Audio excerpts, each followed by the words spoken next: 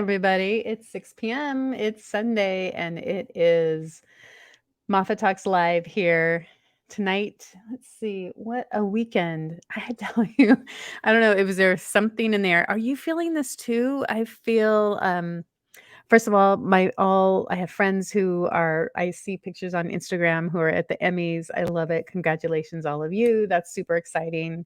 And I want to celebrate all of that with you. But second of all, I have got a handful of friends who are really going through some tough things right now. And it's like bam, bam, bam, bam, bam. And I just also want to acknowledge that if you're having a tough time right now, I don't know. I don't know what's happening, but lots of people are. And I hear you, I see you, and I just want to support you in all of that. So, the duality of celebrating great things happening in people's lives and also holding space and being able to be there for people who are having challenges and difficulties is the call to the helper, the call to the light worker to be able to be there for both, because both things are equally important in our lives. I think it's really important to celebrate the good that's happening and not let that slip by.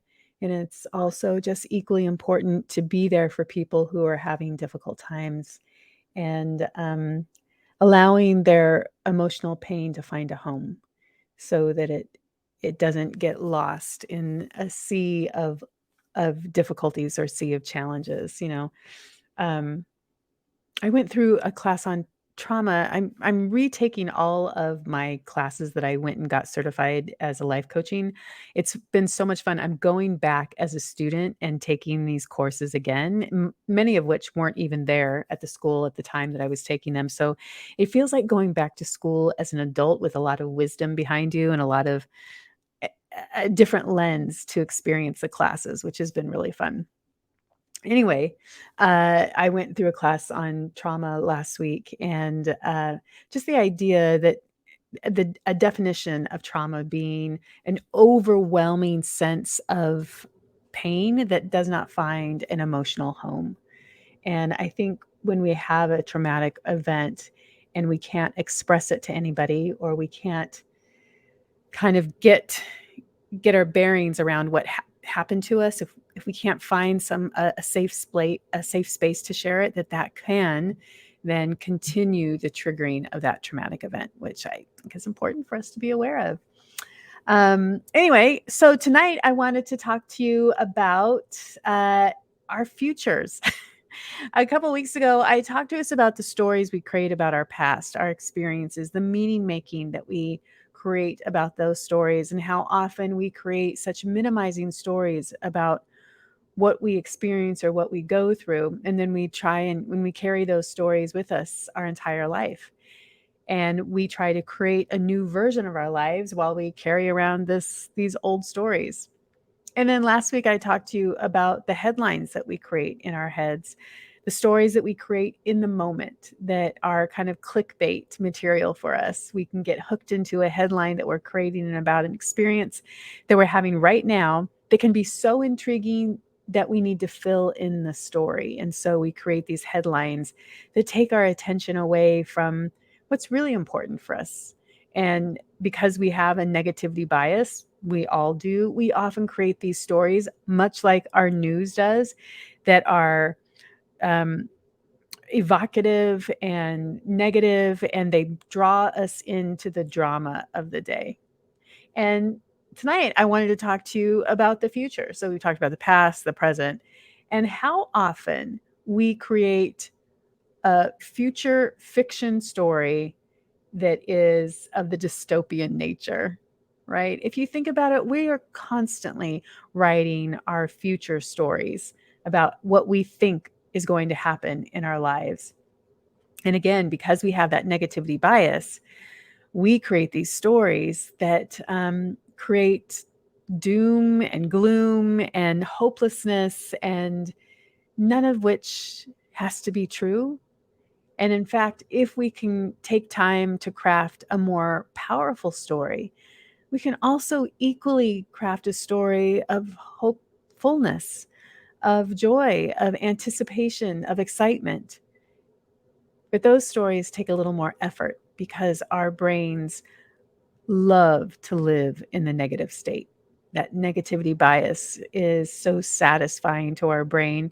Many ways it protects us, it keeps us safe, it keeps us small, it lets us be aware of anything that can come our path and be prepared for it.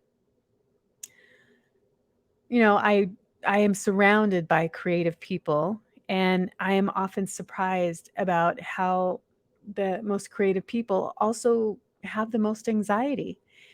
And I think in part it's because their beautiful creative minds are so great at creating stories and creating imagery.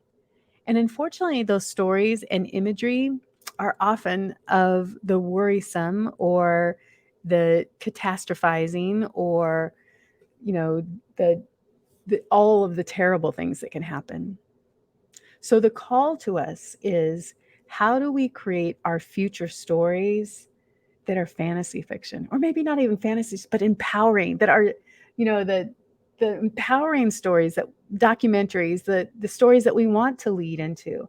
And it takes effort to do that, to create those stories, because again, our minds don't necessarily like to go into that place. But if we were to think about that, if we can create a vision that is so powerful that we get excited to live our future life, the kind of life that just gets us out of bed. And I bet you most everyone on this call has had a time in your life when you were so excited and anticipatory of what was going to happen, you leapt out of bed. For many of us, not everybody, but for many of us, we would have that time as little kids when the holidays would come around, and we'd be so excited and thinking about what Christmas morning was going to look like, or what Santa was bringing, or anything like that. That's that kind of anticipatory feeling that we created as kids and was told to us over and over we would had to be excited. But as adults, it's much harder to create that. But it doesn't mean it's impossible. It's really a matter of sitting down and thinking about what it is you want to experience. What are the things you want to create in your life? What is it that you want to learn? What is it that you want to give back? And thinking about those kind of things in your life in a way that you can create from as opposed to run from, right? So a clear vision of what you want helps you to see the opportunities and the possibilities all around you. And oh, my friends, if I were being real with you, and I'm going to be, I totally get how hard this can be. You know, I go through flashes of my life where I'm so on it and I've got it and everything is flying. And then there's times when it feels like life feels a little overwhelming and I can't seem to pull it together. And even as a coach, I certainly have those experiences. And what I do is I come back to my journal, which I carry almost everywhere with me, and I come back to the page and I start being clear and writing out what it is I want. Because sometimes just thinking about it isn't enough. I've got to write out my future vision so that I have an opportunity to live into it. And then constantly just reminding yourself of what that vision is.